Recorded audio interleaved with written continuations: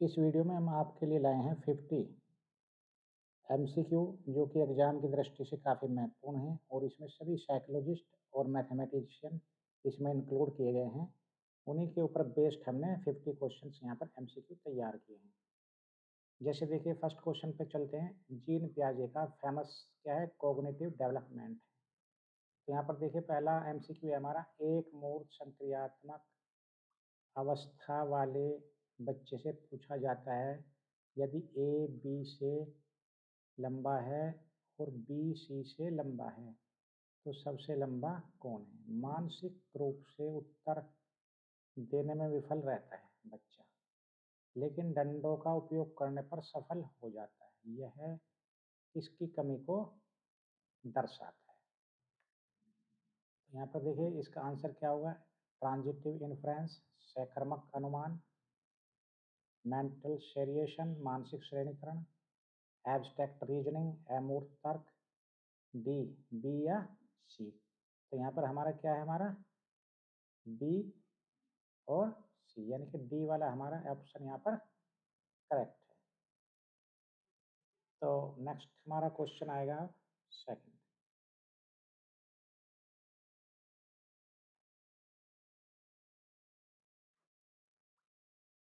Second question है, जब एक बच्चे को पता चलता है कि मिट्टी की एक गेंद जिसे चपटा किया गया है उसे वापस गेंद में बदला जा सकता है, तो उन्होंने किसमें महारत हासिल कर ली है? ये क्या है? रिवर्सिबिलिटी है, सेंट्रेशन है, कंजर्वेशन ऑफ मास है या डिसेंट्रेशन है? तो क्या है? रिवर्सिबिलिटी। तो ऑप्शन हमारा ए यहाँ पर करेक्ट होगा। थर्ड क्वेश्चन है, पियाजे के अनुसार नैदानिक विधि क्लिनिकल मेथड का उपयोग इसके अध्ययन के लिए किया गया है? मोरल डेवलपमेंट के लिए, कॉग्निटिव स्ट्रक्चर एंड रीजनिंग, संज्ञानात्मक संरचना और तर्क, लैंग्वेज एक्विजिशन, भाषार्जन या सोशल इंटरेक्शन। तो यहाँ पर आंसर क्या होगा हमारा? B, cognitive structures. तो पियाजे का जो फेमस है ये क्या? कॉग्निटिव डेवलपमेंट है। चलिए नेक्स्ट क्वेश्चन पे चलते हैं। फोर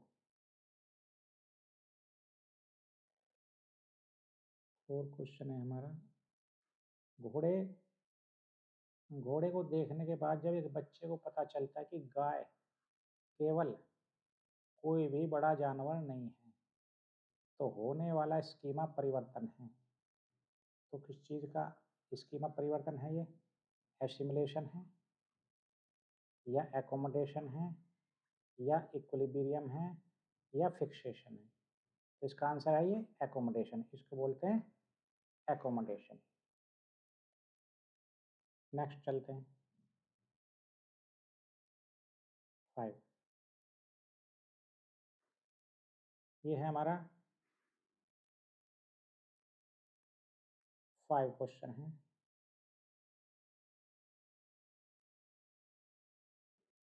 फाइव है, पूर्व संक्रियात्मक अवस्था में पियाजे की अहम केंद्रिता की धारणा को सबसे अच्छी तरह वर्णित किया गया है। ये किसमें किया गया है? सेल्फिशनेस, स्वयं और दूसरे के दृष्टिकोण के बीच अंतर करने में असमर्थता, लैक ऑफ सोशल स्किल्स की कमी, प्राइड इन अचीवमेंट यानी कि कुछ प्राप्ति पर, अचीवमेंट पर गर्व। तो ये हमारा आंसर क्या है यहाँ पर?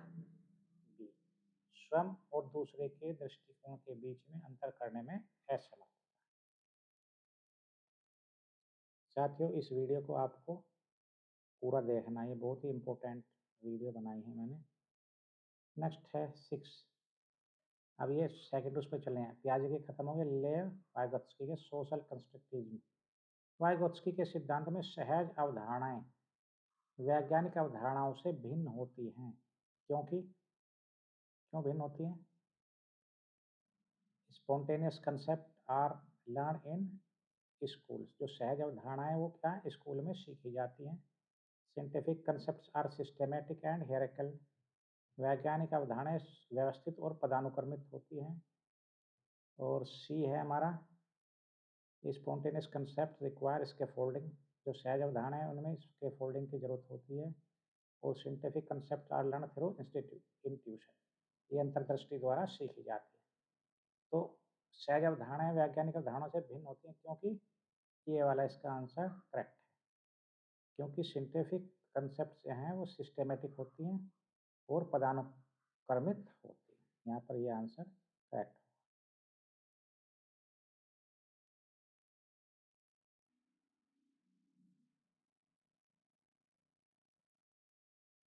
7 7 एक शिक्षक पारस्परिक शिक्षण का उपयोग करता है, जहाँ छात्र बारी बारी से शिक्षक के रूप में कार्य करते हैं। यह किस पर आधारित है?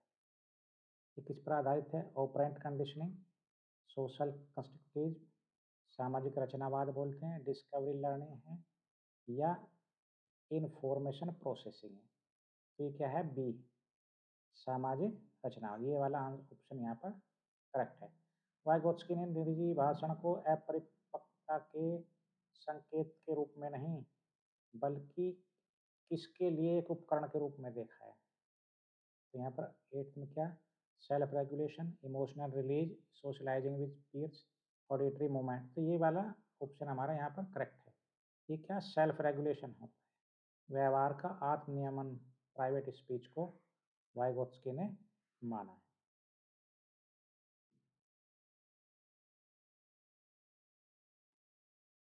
9 समीपस्थ विकास का क्षेत्र ZPD एक अवधारणा है, स्थिर नहीं। इसके बारे में क्या कहना चाह रहे हैं?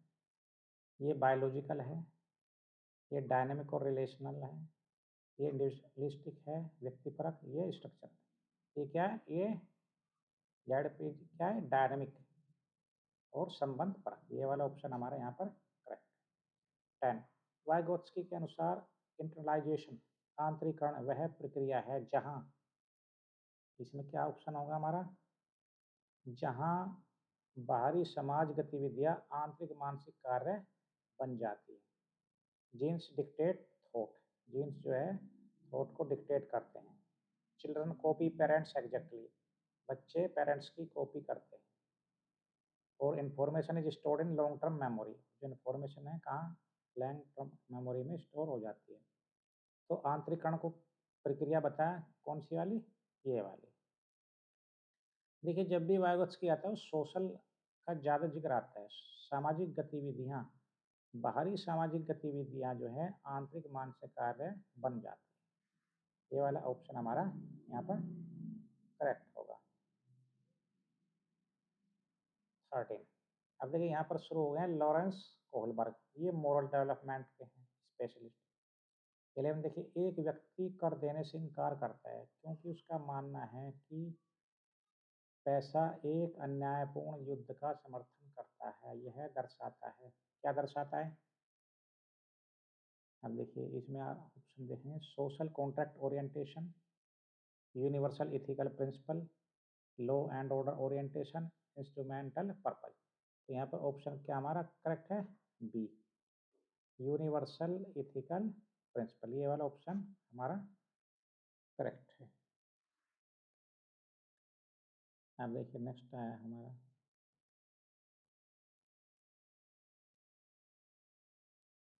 ये भी कोहलबर्ग का है।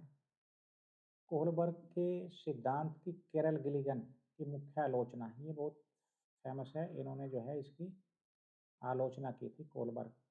यह थी कि यह इस चीज़ में was biased towards a male justice perspective over a female. ये वाला ऑप्शन हमारा यहाँ करेक्ट है, पुरुष न्याय दृष्टिकोण के प्रति पक्षपाती था।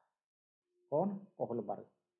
तो ये वाला हमारा ऑप्शन यहाँ पर करेक्ट है। 13 है, पारस्परिक स्तर में नैतिकता किसके द्वारा निर्धारित की जाती है? Personal gain, social rules and expectation of others, सामाजिक नियम और दूसरों की अपेक्षाएं, एब्सोल्यूट ह्यूमन राइट्स, पूर्ण जो है मानवाधिकार, पनिशमेंट एवोइडेंस, पनिशमेंट को अवॉइड करना। तो हमारा ऑप्शन यहाँ पर क्या होगा? Social rules. पारस्परिक पारंपरिक जो स्तर है, जो कोलबर्ग ने पारंपरिक स्तर दिया, उसमें नैतिकता किसके द्वारा? सोशल रूल्स और expectation of others, B option यहाँ पर ये हो गया। अब देखिए, अब आ गए हॉवर्ड गार्डनर। अब मल्टीपल इंटेलिजेंसी के वो आ गए हैं हॉवर्ड गार्डनर। एक सर्जन और एक शास्त्रीय नर्तक दोनों को किस बुद्धि के उच्च स्तर की आवश्यकता होती है? देखिए, सर्जन क्या है? ये बॉडीली वर्क करता है, मतलब हाथों का, इसमें हाथों की जो है सफाई कह दो, स्पेशलिस्ट कह दो हाथ। और नर्तक, शास्त्रीय नर्तक, वो भी हाथों का मुद्राओं का इसका यूज करते हैं। तो ये किस स्पेशियल, बॉडीली काइनेस्थेटिक, इंट्रापर्सनल और लॉजिकल मैथमेटिकल, तो ये क्या होगा? शारीरिक और गत्यात्मक।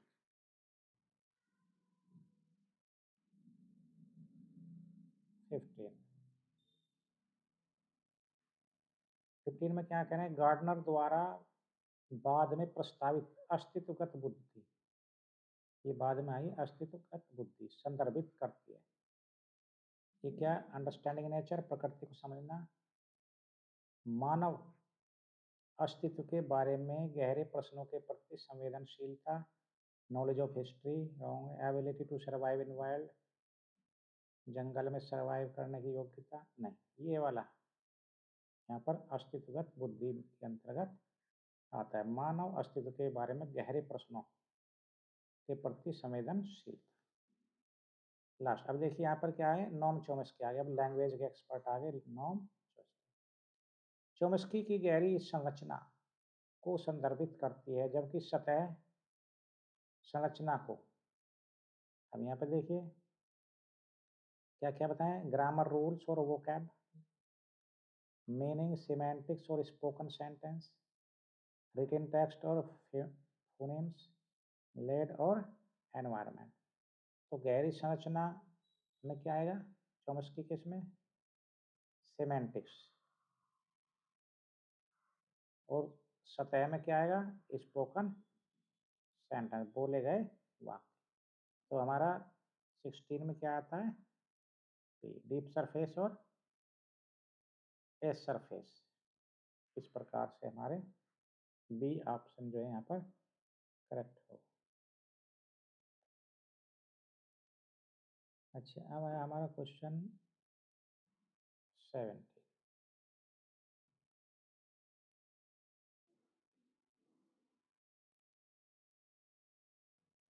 ये 70, चोम्स्की का उत्तेजना की गरीबी, पॉवर्टी ऑफ स्टिमुलस, तर्क सुझाव देता है। देखिए कितना न्यू, बिल्कुल न्यू ऑप्शन है, न्यू क्वेश्चन है एमसीक्यू है। Childrens are poor at learning, linguistic input children receive is insufficient to explain their complex language output। देखिए उत्तेजना की गरीबी क्या बताया? बच्चों को मिलने वाला भाषाई इनपुट उनके जटिल भाषा उत्पादन को समझने के लिए अपर्याप्त। तो ये वाला तर्क जो सुझाव देता है ये बताता है बी ऑप्शन।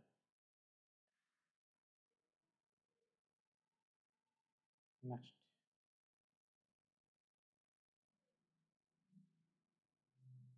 अब नेक्स्ट आए सोशल लर्निंग के हैं एल्बर्ट बंडोरा। बंडोरा के त्रिआयामी पारस्परिक कारण, ट्रायडिक रेसिप्रोकल कॉजेशन, में कौन से 3 कारक परस्पर क्रिया करते हैं? कौन कौन से हैं? Teacher, student, parent, personal factor, behaviour, environment, memory, logic, emotion, दी है रिवार्ड, पनिशमेंट और न्यूट्रल। तो हमारे बंडोरा के त्रिआयामी पारस्परिक कारण क्या है? ये वाला व्यक्तिगत कारक और बिहेवियर और वातावरण।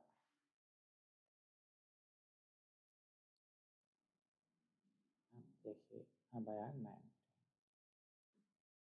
वाइकेरस प्रतिनिधिक दंड, वाइकेरियस पनिशमेंट तब होता है जब, कब होता है? Child is punished directly, no, vicarious का मतलब ही इनडायरेक्टली होता है। A child sees a model being punished. एक बच्चा एक मॉडल को दंडित होते देखता है। अब देखिए, दंड दिया जा रहा है किसी मॉडल को, एंड अवॉइड्स दैट बिहेवियर, और उस व्यवहार से बचता है। तो ये वाइकेरियस पनिशमेंट इस प्रकार का होता है, मतलब डर लग रहा है और दंडित किसको होते देख रहा है, मॉडल को। तो बी वाला ये ऑप्शन यहाँ पर करेक्ट होगा। यहाँ पर क्या कह रहा है, बच्चा अपने आप को दंडित कर रहा है, टीचर इग्नोर बैड बिहेवियर, ये सब। नेक्स्ट पे चलते हैं। अब आगे देखिए, जेरोम बर्नर, ये भी रचनावाद के साइकोलॉजिस्ट हैं। प्रतिनिधित्व के किस क्षण में गणितीय संकेतन, ये मैथमेटिशियन भी है, जैसे अमूर्त प्रतीकों का उपयोग करना शामिल है। प्रतिनिधित्व के किस क्षण में, इन्होंने क्या एनएक्टिव दिया, आइकॉनिक दिया, सिंबॉलिक दिया, सेंसरी तो नहीं है इनका। तो ये कह रहे हैं किस क्षण में अमूर्त प्रतीकों का उपयोग करना। देखो प्रतीक, तो अब देखिए प्रतीक है तो यानी कि सिंबल है, तो ये क्या ऑप्शन हमारे यहाँ पर क्या आ जाएगा, सिंबॉलिक, सांकेतिक वाला ऑप्शन यहाँ पर करेक्ट होगा। एनएक्टिव भी नहीं होगा और आइकॉनिक भी नहीं होगा, क्या होगा, सिंबॉलिक। ब्रूनर का खोजपूर्ण अधिगम, डिस्कवरी लर्निंग भी इन्होंने दी थी, इस बात पर जोर देता है कि शिक्षकों को होना चाहिए, कैसा होना चाहिए,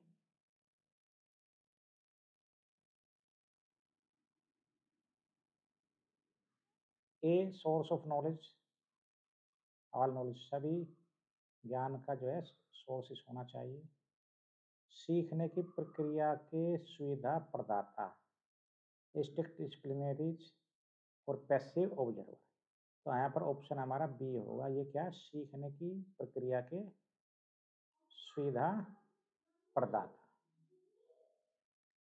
यदि एक छोटे बच्चे को स्वतंत्र रूप से काम करने के लिए लगातार हतोत्साहित किया जाता है, तो उनमें किस प्रकार की भावना विकसित हो सकती है। तो किस प्रकार की हो सकती है, mistrust, same and doubt, infinity और स्टैग्नेशन। तो यहाँ पर करेक्ट क्या होगा हमारा, ए वाला, सेम, शर्म और संदेह, ये वाली भावना विकसित हो सकती है अगर उसको स्वतंत्र काम करने से रोका जाए। 23, एरिक्सन के सिद्धांत में क्राइसिस को सबसे अच्छी तरह परिभाषित किया गया है, किस प्रकार पर परिभाषित किया गया है, crisis, mental breakdown, turning point for growth and vulnerability, a family conflict और फिजिकल इलनेस। तो यहाँ पे क्या बताया, विकास और संवेदनशीलता के लिए एक महत्वपूर्ण मोड़। एरिक्सन के सिद्धांत में क्राइसिस को ये बताया, turning point for growth and vulnerability. अब देखिए यहाँ पर शुरू हो गए वैन हिले, ये ज्योमेट्री के स्पेशलाइजेशन ज्योमेट्री में थी और ये भी एक मैथमेटिशियन थे। एक छात्र को जो समझता है कि सभी वर्ग आयत हैं लेकिन सभी आयत वर्ग नहीं है, तो वो किस स्तर पर है। Level first, analysis, level 2, informal reduction abstraction, level 3, formal reduction और लेवल 0, विजुअलाइजेशन। तो हमारा ऑप्शन क्या है, हमारा करेक्ट क्या होगा, बी, यानी कि इनफॉर्मल रिडक्शन पर और एब्स्ट्रक्शन पर ये है, इस स्तर पर है, सभी वर्ग आयत हैं लेकिन सभी आयत वर्ग नहीं है। तो ये इनफॉर्मल रिडक्शन पर इस स्तर पर हमारा, ये भी वैन हिले का ही है। नेक्स्ट क्वेश्चन भी है, एक स्तर है दृढ़ता,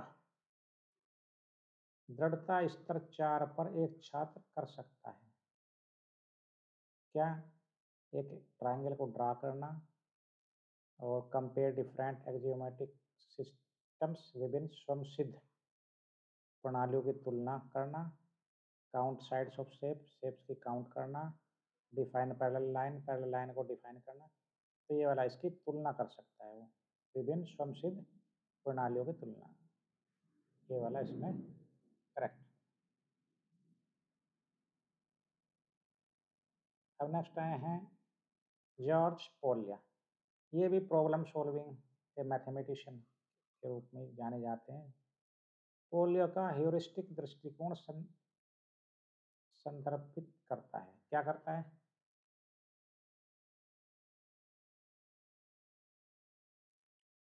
role memorisation of rote memorisation of step, यानी कि स्टेप्स को रटना। Studies for discovery and invention in problem solving, समस्या समाधान में खोज और आविष्कार के लिए रणनीति। यूजिंग कैलकुलेटर, कैलकुलेटर का प्रयोग करना। Ignoring problem. अब देखिए प्रॉब्लम सॉल्विंग के हैं, तो यहाँ पे देखिए ये क्या स्ट्रेटजी बताते हैं, समस्या समाधान में खोज और आविष्कार के लिए रणनीति, ये वाला ऑप्शन हमारा यहाँ पर करेक्ट होगा।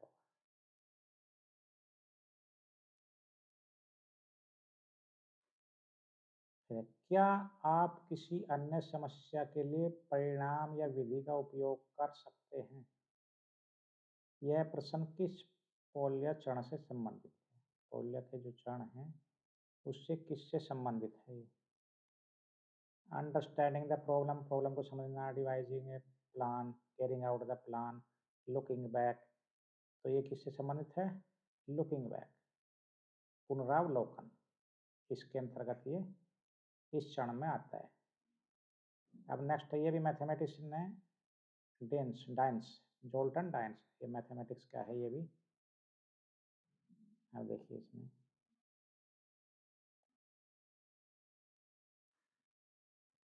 डेन्स का प्रत्यक्ष ज्ञानात्मक परिवर्तनशीलता सिद्धांत सुझाव देता है, क्या सुझाव देता है? All childrens perceive math same, में सभी बच्चे जो मैथ एक ही हिसाब से सीखते हैं, परसीव करते हैं।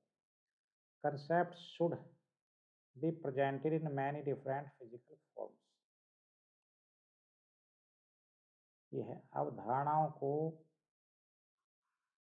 कई अलग अलग भौतिक रूपों में प्रस्तुत किया जाना, ये वाला ऑप्शन हमारा बी यहाँ पर जॉर्ज पॉल डेन्स का जो है प्रत्यक्ष ज्ञानात्मक परिवर्तनशीलता सिद्धांत, इसके बारे में हमें बताता है।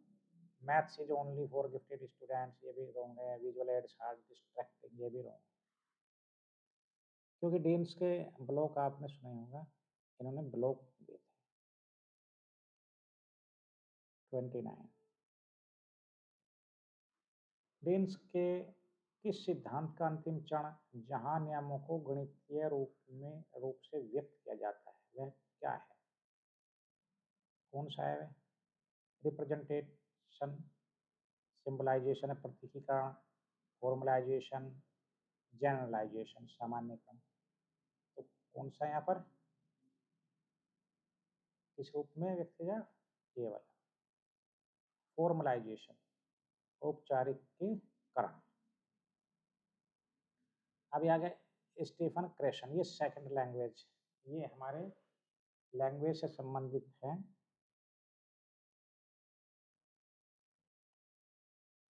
अब इनके क्वेश्चन आ गए हैं। स्टीफन क्रेशन, मॉनिटर परिकल्पना, इन्होंने मॉनिटर जो हाइपोथेसिस दी थी वो सुझाव देती है कि भाषा का औपचारिक शिक्षण केवल एक के रूप में कार्य करता है। इसमें इंजन, एडिटर, करेक्टर, संपादक, शोधक, सी बैरियर और डी वोकेबलरी सोर्स। तो हमारा ये जो क्वेश्चन है 30, इसका जो करेक्ट क्या होगा? ये वाला बी, बी ऑप्शन होगा। ये मॉनिटर हाइपोथेसिस में आता है, एडिटर या करेक्टर। अब है बोधगम्य, कंप्रहेंसिबल इनपुट होना चाहिए, कैसा होना चाहिए? Just exactly at the learners level, learners के लेवल के बराबर। ये बहुत ही इंपॉर्टेंट है, ये क्या है? I+1 रूल है, यानी कि लर्नर्स के करंट लेवल से एक स्तर ऊपर होना चाहिए। बिल्कुल याद रखेंगे इसको, बहुत इंपॉर्टेंट है ये वाला। Just beyond the learners current level, ये बोधगम्य हाइपोथेसिस है, कंप्रेहेंसिबल हाइपोथेसिस।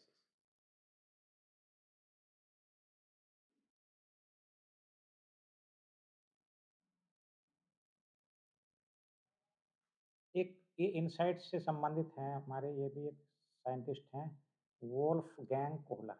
ये दूसरे हैं, लॉरेंस कोहलर नहीं है, वोल्फगैंग कोहलर ने व्यवहारवादियों की आलोचना की क्योंकि उन्होंने सीखने में की भूमिका को नज़रअंदाज किया। किस चीज़ का?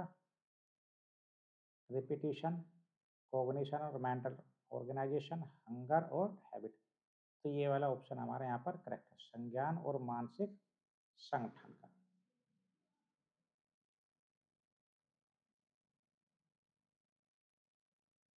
ये देखिए, आहा क्षण को बोधगम्य क्षेत्र में परिवर्तन द्वारा पहचाना जाता है। ये क्या है? स्लो धीरे से, सडन अचानक, नेगेटिव प्रिडिक्टेबिलिटी। तो ये क्या? ये वाला अचानक। आहा क्षण को बोधगम्य क्षेत्र में अचानक परिवर्तन द्वारा पहचाना जाता है। अब आगे देखिए, जॉन डीवी, ये एजुकेशन से रिलेटेड है। डीवी को लेबोरेटरी स्कूल इस विचार पर आधारित था कि स्कूलों को होना चाहिए, कैसा होना चाहिए? Places of strict silence, mini societies for democratic living, solely for vocational training, religious centre. तो ये बताया जॉन डेवी ने, ये होना चाहिए लोकतांत्रिक जीवन के लिए लघु समाज। ये लेबोरेटरी स्कूल पर विचार आधारित थे।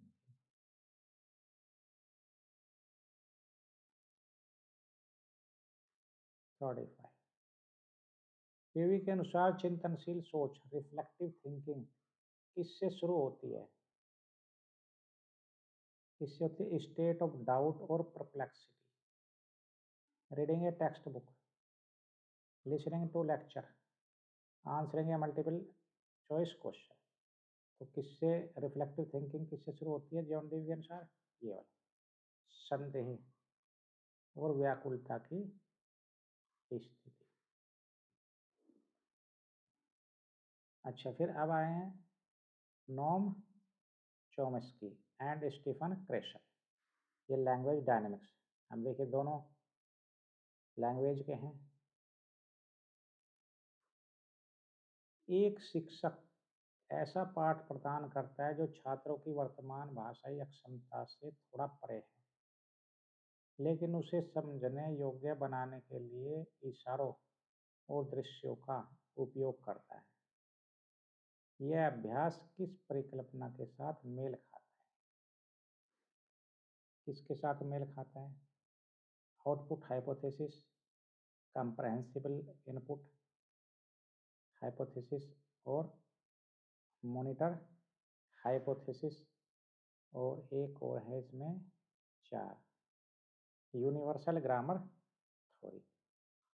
ये चोम्स्की का है।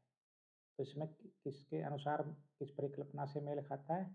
ये वाला बी, कंप्रेहेंसिबल इनपुट हाइपोथेसिस, बोधगम्य इनपुट परिकल्पना, अभी बताया था मैंने।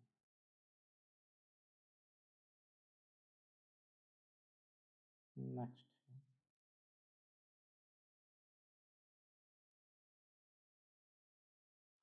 चोम्स्की की जनरेटिव व्याकरण की अवधारणा का क्या तात्पर्य है? Children memorize every sentence they hear, जो भी वे सुनते हैं सबको मेमोराइज करते हैं। A finite set of rules can produce an infinite number of sentence, नियमों का एक परिमित समूह अनंत वाक्यों का उत्पादन कर सकता है। जनरेटिव, देखिए जनरेटिव, आपने सुना होगा जो आजकल एआई का जो बहुत प्रचलन है, एआई क्या, ये भी तो जनरेटिव लैंग्वेज है, जनरेटिव। तो जनरेटिव में क्या, नियमों का एक परिमित समूह जो है उसी से जो है अनंत वाक्यों का उत्पादन हो सकता है। तो बी वाला यहाँ पर ऑप्शन करेक्ट है। अब देखिए Albert Bandura and Wolfgang Kohler, observational and insight learning के ऊपर क्वेश्चंस होंगे अब यहाँ पर।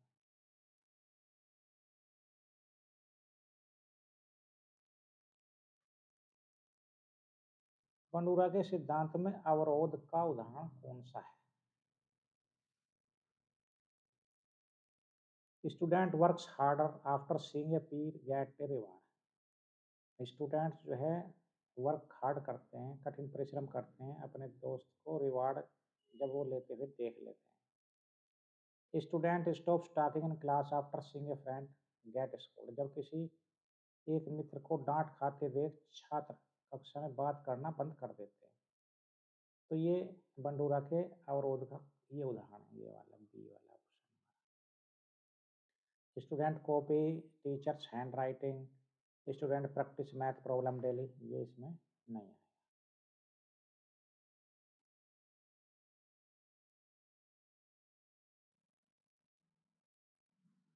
कोहलर कोहलर के स्थानांतरण ट्रांसपोजिशन प्रयोग ने सुझाव दिया कि जानवर विशिष्ट उत्तेजनाओं के बजाय सीखते हैं। कोहलर का ये बता रहे हैं कैसे सीखते हैं। प्रयोग ने सुझाव दिया कि जानवर विशिष्ट उत्तेजनाओं के बजाय सीखते हैं। आइसोलेटेड फैक्ट से, रिलेशनशिप और पैटर्न से, ये वाला करेक्ट, संबंध और पैटर्न्स के द्वारा ही सीखते हैं। मैकेनिकल रेस्पॉन्स, पनिशमेंट अवॉइडेंस नहीं, ये वाला ऑप्शन हमारा करेक्ट। अच्छा, अब नेक्स्ट है हमारा Erikson and Jerome Bruner, growth and structure से रिलेटेड है ऑप्शन 10। एक 10 वर्षीय छात्र हतोत्साहित और हीन महसूस करता है क्योंकि वह खेल और शिक्षा में अपने साथियों के साथ तालमेल नहीं बिठा पाता। एरिक्सन के अनुसार यह बच्चा किससे जूझ रहा है? किससे जूझ रहा है? Autonomy and Shem, industry and inferiority, initiative and guilt और ईगो इंटीग्रिटी एंड डिस्पेयर। ये किससे जूझ रहा है? बी, परिश्रम बनाम हीनता। ये वाली स्टेज पर है ये बच्चा इस प्रकार से।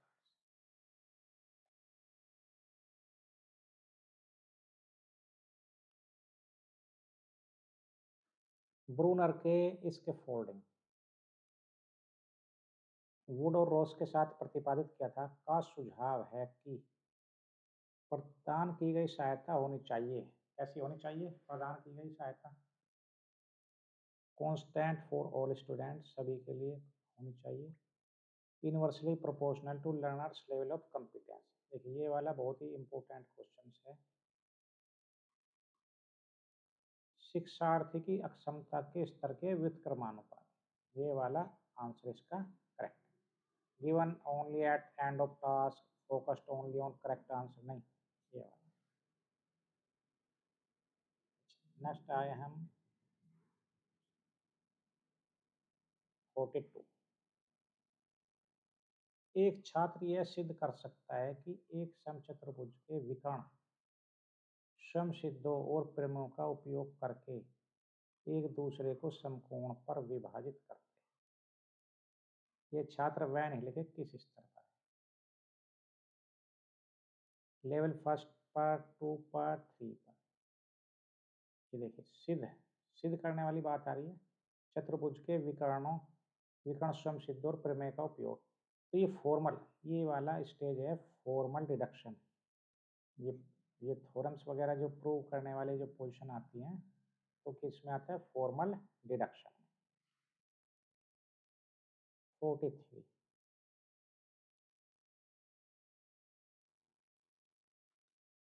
डीन्स डीन्स के गणितीय परिवर्तनशीलता सिद्धांत का क्या तात्पर्य है? अभी देखिए जोल्टन डीन्स का क्वेश्चन आ गया है।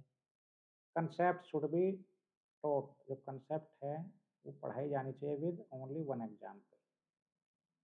बी, प्रासंगिक अवधारणा को स्थिर रखते हुए अप्रासंगिक चरों को बदला जाना चाहिए। ये गणितीय परिवर्तनशीलता का सिद्धांत दिया है Dienes, Zoltan Dienes. All childrens learn math at the same speed, और math is purely symbolic language, नहीं, ये वाला ऑप्शन हमारा यहाँ पर correct.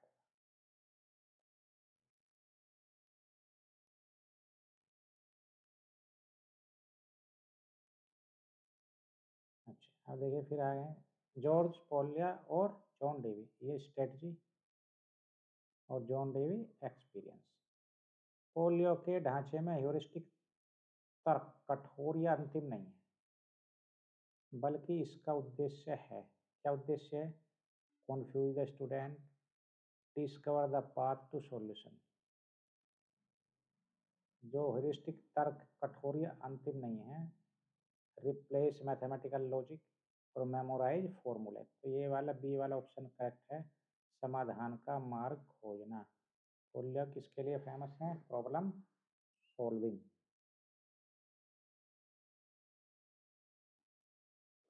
45, John Dewey, John Dewey के अनुभव की निरंतरता की अवधारणा का अर्थ है, क्या है? Every experience should be repeated daily, every experience takes up something from those which have gone before and modify the quality of those which comes after। प्रत्येक अनुभव पहले के अनुभव से कुछ लेता है और बाद में आने वाले अनुभवों की गुणवत्ता को बदल देता है। ये अनुभव की निरंतरता की अवधारणा का अर्थ है जॉन डेवी के अनुसार। 46,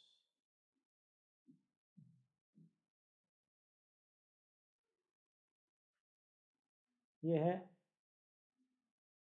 अंतःविषयक परियोजनाओं, इंटरडिसिप्लिनरी प्रोजेक्ट्स का सबसे कड़ा समर्थन करेगा, जहां विज्ञान, गणित और सामाजिक अध्ययन एकीकृत है। कौन करता है इसका सबसे बड़ा समर्थन? Skinner, John Dewey, Chomsky, Kohlberg. तो ये एजुकेशन के लिए ये वाले जॉन डेवी ये वाला समर्थन करते हैं, इंटरडिसिप्लिनरी प्रोजेक्ट।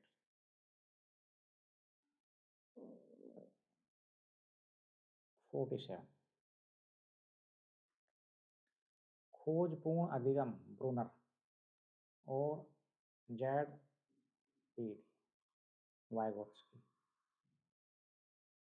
किसमें एक साझा विश्वास रखते हैं? दोनों किसमें एक साझा विश्वास रखते हैं? Passive reception of knowledge, active construction of knowledge, रटना, rote memorisation, teacher centred instruction.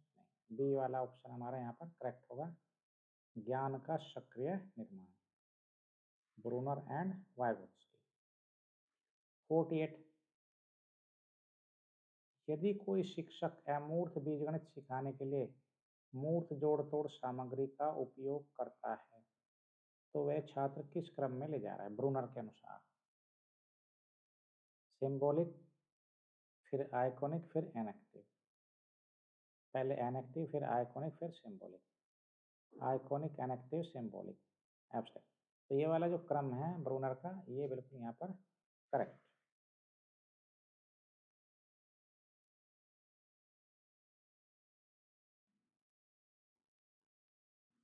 49, Kohlberg के अनुसार एक व्यक्ति जो अधिकतम लोगों के लिए अधिकतम भलाई के आधार पर किसी कार्य को सही ठहराता है, वह किस स्तर पर है? किस स्तर पर है? Stage 2, stage 4 social system, stage 5 social contact, stage first obedience. तो क्या? सामाजिक अनुबंध, social contact.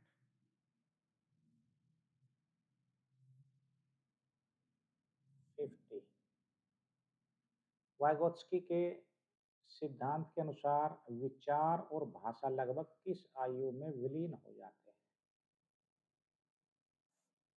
1 year, first year जो है 3, 3 साल, 7 साल और 12 साल। तो यहाँ पर ऑप्शन क्या हमारा? B, 3 years. वाइगोत्स्की के सिद्धांत के अनुसार विचार और भाषा लगभग किस आयु में विलीन हो जाते हैं? तो क्या? 3 ईयर। तो साथियों इस प्रकार हमने 50 क्वेश्चंस का आपको यहाँ पर अभ्यास किया है। इसको जो है आप रिवीजन करें। ये एग्ज़ाम की दृष्टि से काफ़ी अच्छे एमसीक्यू हैं। धन्यवाद।